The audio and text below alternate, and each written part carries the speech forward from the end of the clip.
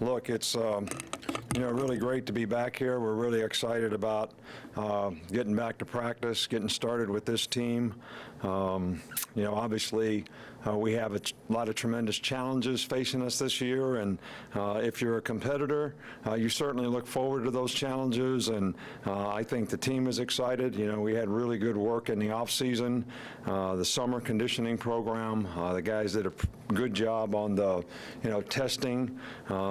There was a tester out there today a little bit in terms of the weather, but the guys, fought through it pretty well, and we got a lot of good work done. But there's a lot of tremendous challenges that face, every team at this point. Some of it comes from the people you play, because we play some really, really good teams this year, and starting with the first game when we play USC. But the challenges also come from ourselves, from us.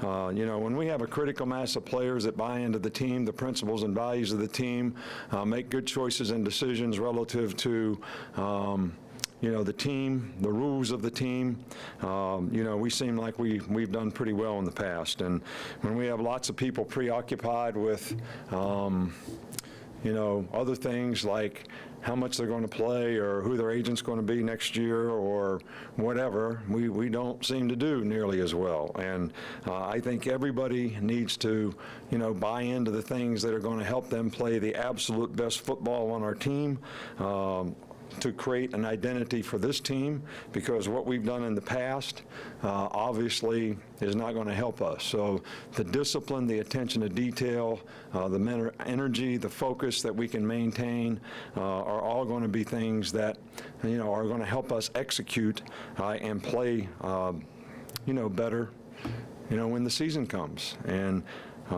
I think that's the challenge that we have as coaches and as players, to work together so that we can accomplish that and get every player playing to the best of his ability.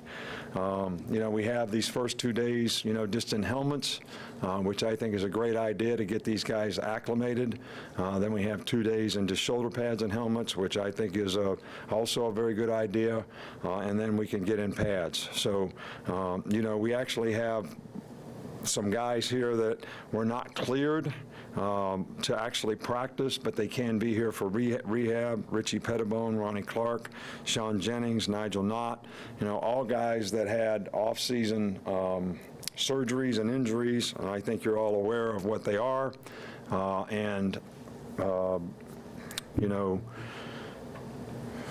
Those guys will not be able to participate probably until school starts, but we'll manage their rehab on an individual basis, and when they're ready to get into football, we'll sort of step them into it as they can. I know there's a lot of talk out there and interest about the Maurice Smith deal, and look, I'm going to say the same thing that I said at the SEC Media Day. Nothing has changed. We support the SEC rule, all right, of not granting guys releases to go to other SEC schools. And it has been our policy here not to do that unless there was a special circumstance. All right, we released a statement today, all right, that talked about the special circumstances surrounding another player, which was an exception, not the rule, and I am not going to discuss this any further. Maurice did a great job for us around here. We want to help him every way that we can, and he has opportunities to go other places outside the league, and we are supporting him and helping him to do that. So that's all we can say about that. Alphonse Taylor has gone through a program, pretty significant program, pretty intense program, and we have cleared him to practice. But we have not made a decision, and it will be based on what he does and how he does it as to whether that suspension that he had will be lifted when the games come. All right, and I'm not ready to make that decision right now, and I don't think we have all the information we need to have to be able to make that decision. Dalen Charlotte, fine young man, did a great job here, made a tremendous amount of improvement. I think that, a lot of young guys right now, they get really, really fearful of their future, and it creates a lot of anxiety. And they think if they change environments, that's going to help solve that anxiety and help them be able to get where they want to go. And, you know, we certainly feel like we can help guys develop here, but if they think that there's a better way for them another place, then we're going to support them in every way that we can to help them do the things that they would like to do if they don't want to be, you know, in our program here. Okay, guys, we'll start in the back with Cecil.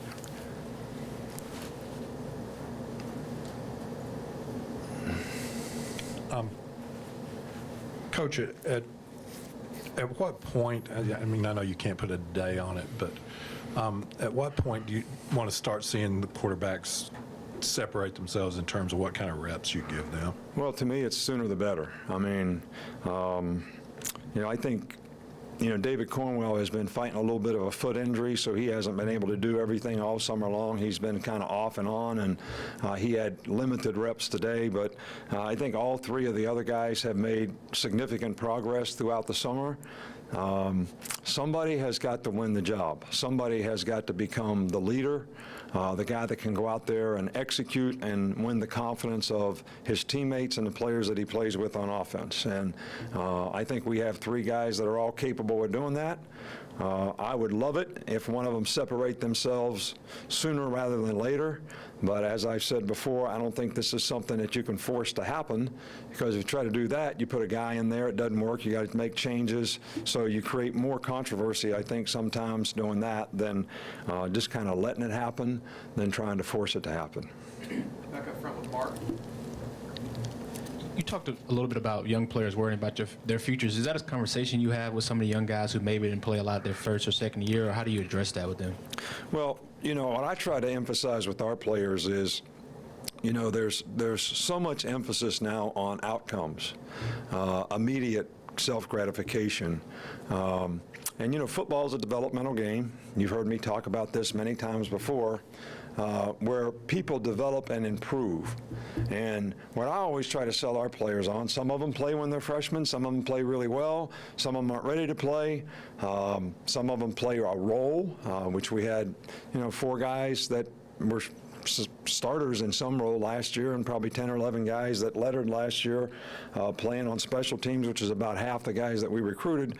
And some guys, you know, need the time to develop and learn and grow, whether it's physically, emotionally, mentally, learning the system. But I think sometimes there's unrealistic expectations placed on guys, you know, based on their reputation that they create in high school, and sometimes the people around them want that same immediate self-gratification, which puts a lot of pressure on guys, which creates a lot of anxiety. But what we try to emphasize with our players here is focus on development. Trust and believe in doing the things that we're going to try to help you do to develop to be the best player you can be. And that's all anybody can expect from anybody. And everybody ought to get a lot of positive self-gratification, from that. But when we worry about outcomes, and I want to play in the NFL someday, and if I didn't start as a freshman, maybe I won't do that. And we got people outside telling us those kinds of things. It makes it really, really difficult for these guys, and it's really unfair in a lot of ways to them because they don't have a chance to develop and become the kind of players in sort of a normal fashion because of the external factors that seem to be placed on them in a lot of cases. A lot of other guys, doesn't bother. You know, they go out there, they understand, they get it, and, you know, they go to work and work hard, and they usually make good progress. And Dalen made really good progress here. I just wish he would have had a little more patience to hang in there, and I think he would have been a great contributor here, and I think he'll have a good career wherever he chooses to go. Far side with Matt. Nick, I have to ask, in your opinion, is there any chance that Maurice ends up at Georgia and is eligible to play this I year? already talked about that. I mean, you want me to do a Belichick on you? But what did I just say? I know it was a different question. Like I said, I had to ask. So. Well, I already answered it. Nothing has changed. So now you're asking me a hypothetical question, what if? I got enough issues and problems here without any what ifs.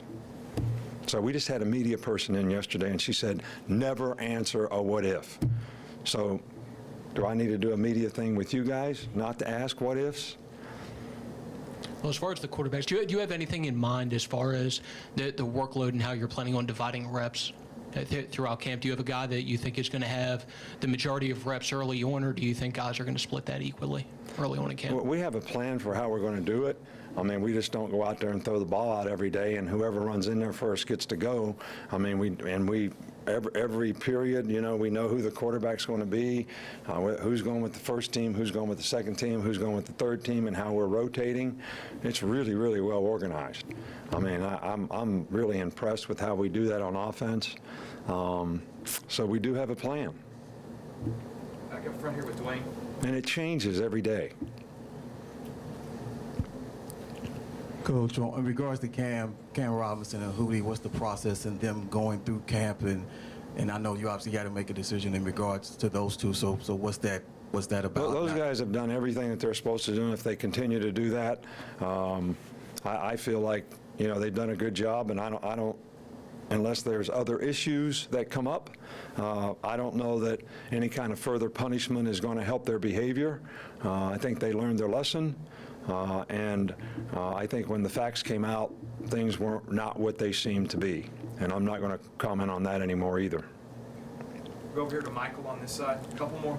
I want to ask about Bo Scarborough. Like, he was banged up a little bit today. How's he doing? How's the running back depth? He was just struggling a little bit early with cramps. You know, I think, again, you know, some of these guys get so anxious before they go out there. But he actually, you know, got over it and went through practice and did a pretty good job after he got going and got started and got loosened up. So he was fine.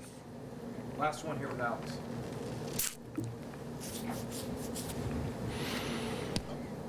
Sorry. I was just going to ask if there's any update on Tony Brown's situation and if you've heard anything from the NCAA this summer to progress that. We're sort of having a work in progress with the NCAA, and at some point in time, they'll you know, give us a decision based on what they feel is, you know, fair punishment for him or whatever. And when that time comes, we'll let you know. But you know, we're preparing for the season as if he's going to be suspended for several games. Thanks, Coach. All right, guys. Thank you.